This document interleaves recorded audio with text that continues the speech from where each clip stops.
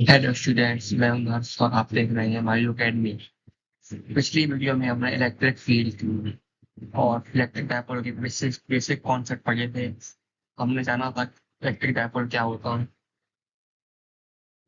Dipole movement क्या होता है और डायपोल यूनिफॉर्म इलेक्ट्रिक फील्ड में कैसे बिहेव करता है। आज हम इलेक्ट्रोस्टैटिक के एक बहुत इंपॉर्टेंट टॉपिक शुरू करने वाले हैं। इसका नाम है electric field equivalence electric dipole. इस टॉपिक से बोर्ड एग्जाम जेईई में जेईई एडवांस में क्वेश्चंस बार बार पूछे जाते हैं। आज हम तो इम्पोर्टेंट पोजिशन पर इलेक्ट्रिक फील्ड ड्राइव करेंगे। पहला है एक्सियल पोजीशन और दूसरा है इक्वेटोरियल पोजीशन, और एंड में कुछ न्यूमेरिकल भी सॉल्व करेंगे। तो नोटबुक लेकर बैठ जाइए और वीडियो को एंड तक जरूर देखिए। Let's begin. पहले पिछली क्लास का क्विक रिवीजन कर लेते हैं। इलेक्ट्रिक डायपोल तो इक्वल एंड अपोजिट चार्जेस का पेयर होता है, एक पॉजिटिव और एक नेगेटिव चार्ज। दोनों के बीच के डिस्टेंस को हम 2a कहते हैं। इलेक्ट्रिक डायपोल का जो फॉर्मूला होता है वो होता है P equal to Q into 2a। और जो इलेक्ट्रिक डायपोल मूवमेंट की जो डायरेक्शन होती है, जो माइनस क्यू से प्लस क्यू यानी नेगेटिव से पॉजिटिव की तरफ होती है, ये सारी चीजें हमें आज की डेरिवेशन हमें काफी यूज आएंगी। तो इसलिए हमने इसका थोड़ा सा रिकैप किया। आज हम इलेक्ट्रिक फील्ड को दो स्पेशल पोजीशंस पर ड्राइव करेंगे। पहली पोजीशन है एक्सियल पोजीशन, यानी ऑब्जर्वेशन पॉइंट डायपोल की एक्सिस पर है, और दूसरा है इक्वेटोरियल पोजीशन। इसमें ऑब्जर्वेशन पॉइंट डायपोल के परपेंडिकुलर बाइसेक्टर को पर होता है। दोनों केसेस के फॉर्मूलास अलग होंगे और डायरेक्शन भी अलग होगी, इसलिए दोनों को ध्यान से समझिएगा, ठीक है। सबसे पहले एक्सियल पोजीशन का डायग्राम समझते हैं।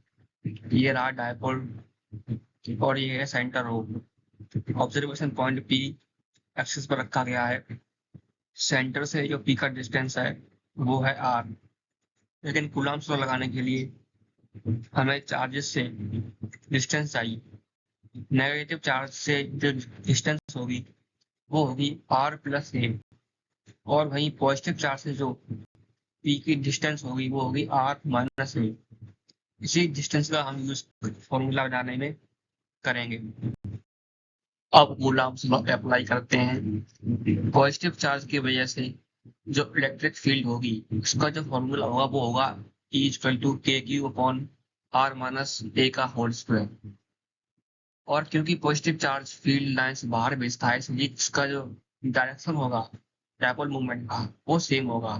नेगेटिव चार्ज की वजह से जो फील्ड होगी वो होगी के क्यू अपॉन आर प्लस ए का होल स्क्वायर।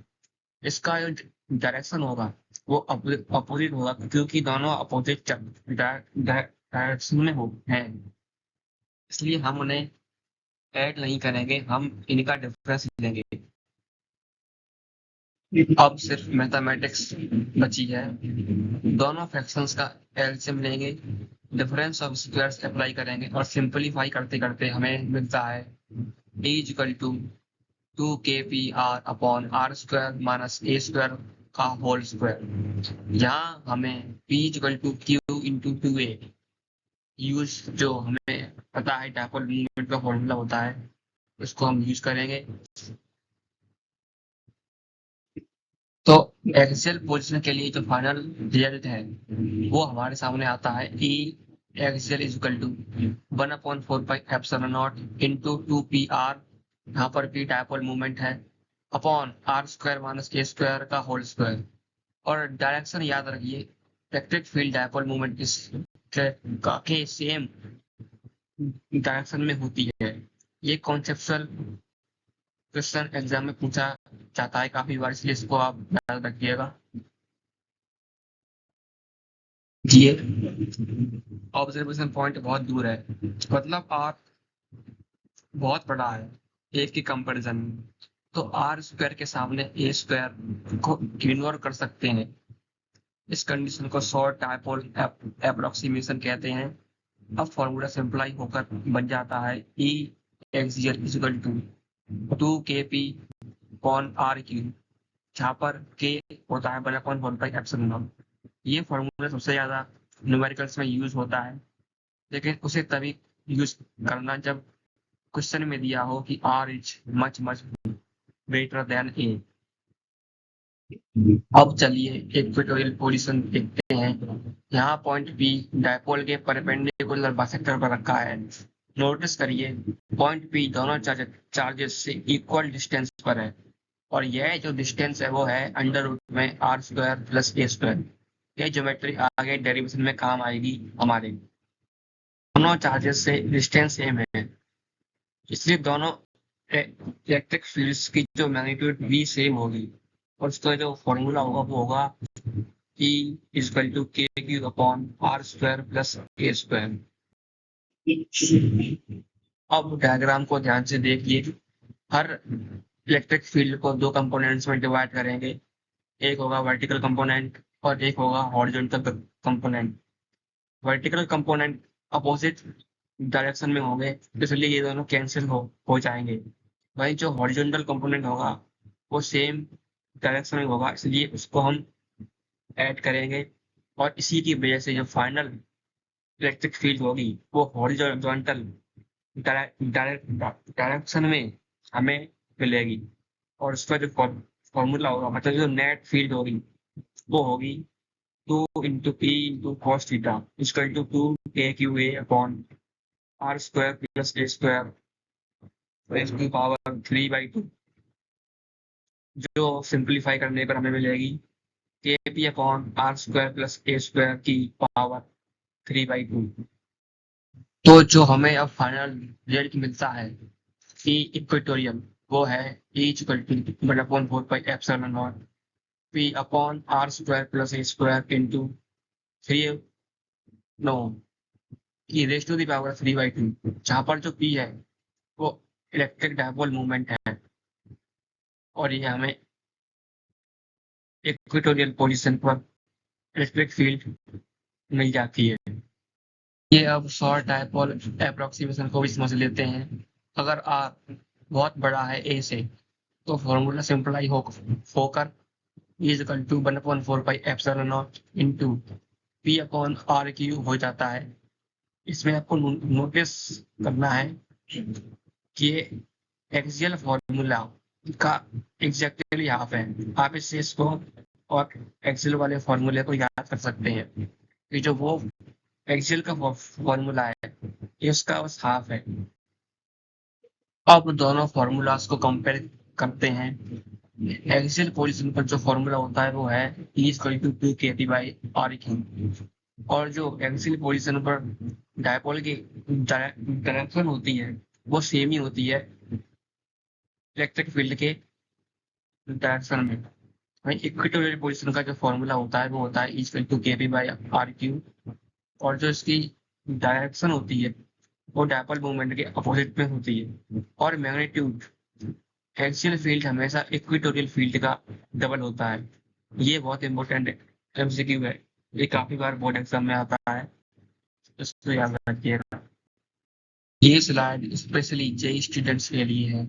अगर पॉइंट किसी भी एंगल थीटा पर हो तो इलेक्ट्रिक फील्ड का जो मैग्नीट्यूड होता है वो होता है E equal to p upon 4πε0 r square into under root में 1+3 cos स्क्वायर थीटा।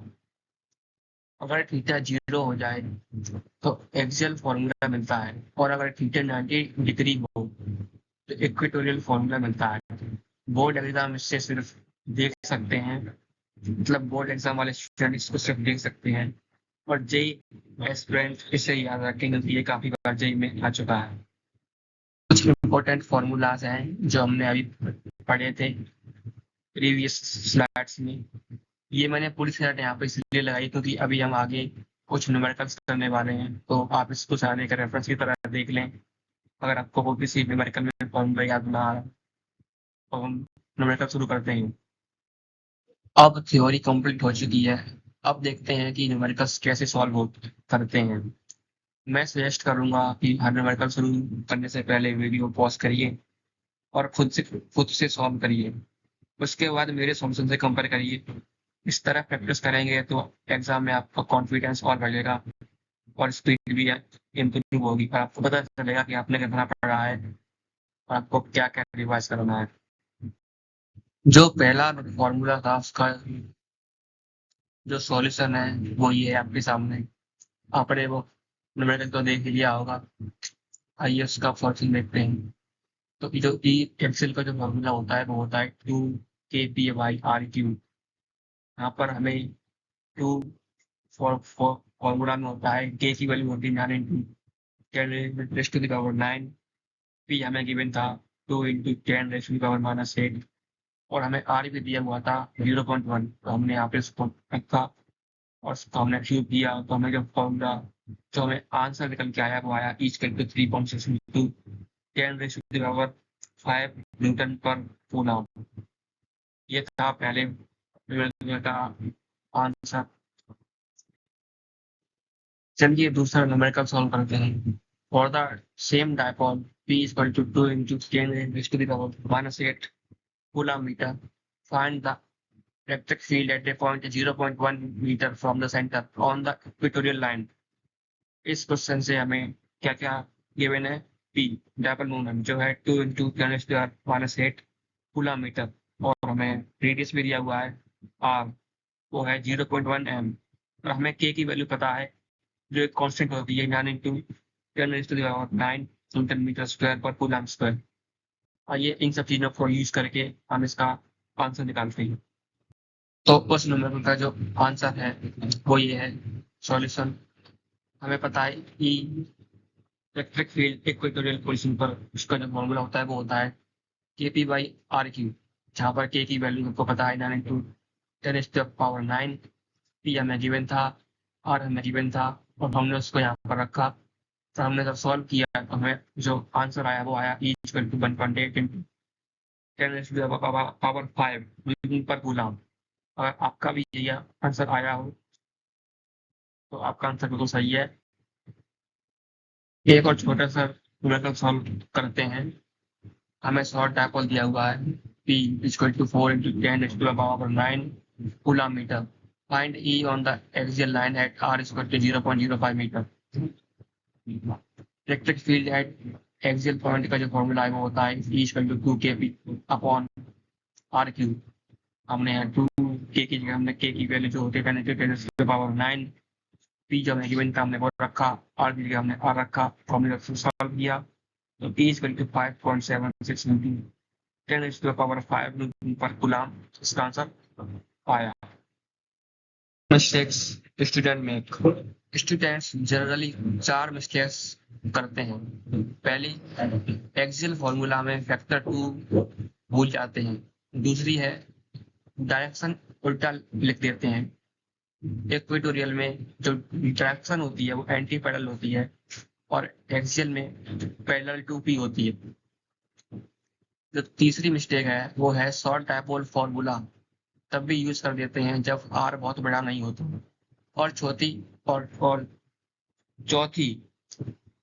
प्रॉब्लम है ओरिजिनल और अप्रोक्सीमेट फॉर्मूलाज को मिक्स कर देते हैं। इन मिस्टेक्स से बचना बहुत जरूरी है। Full recap everything in one frame. 1 minute में पूरा टॉपिक रिवाइज करते हैं। तो एक्सियल पोजीशन में जो ई का फॉर्मूला है वो है 1/4πε0 इंटू 2πr/r² - a² का होल स्क्वायर। और वहीं अगर आर बहुत बड़ा है ए से तो तब फॉर्मूला बन जाता है 2kPy/r³। और जो एक्सियल पोजीशन में इलेक्ट्रिक फील्ड की डायरेक्शन होती है वो सेम एस पी होती है।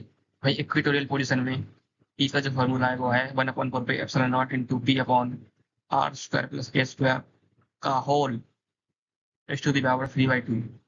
और अगर आर किसी काफी ज्यादा बड़ा है तो फॉर्मूला वही बन जाता है kP/r³। और इसमें जो डायरेक्शन होती है वो अपोजिट टू पी होती है। तो स्टूडेंट्स आज हमने electric field due to an electric dipole complete detail में पढ़ा। अगर आपने पूरी डेरिवेशन समझी तो इलेक्ट्रोस्टैटिक का ये सबसे डिफिकल्ट टॉपिक अब आपके लिए काफी इजी हो जाएगा। अगर वीडियो हेल्पफुल लगी हो तो लाइक करिए, अपने क्लासमेट्स के साथ शेयर करिए और माई अकेडमी को सब्सक्राइब करना बिल्कुल मत भूलिएगा। अगली वीडियो में हम पढ़ेंगे continuous charge distribution Gauss law शुरू करेंगे। मैं हूँ हर्ष, मिलते हैं नेक्स्ट लेक्चर में। Thank you.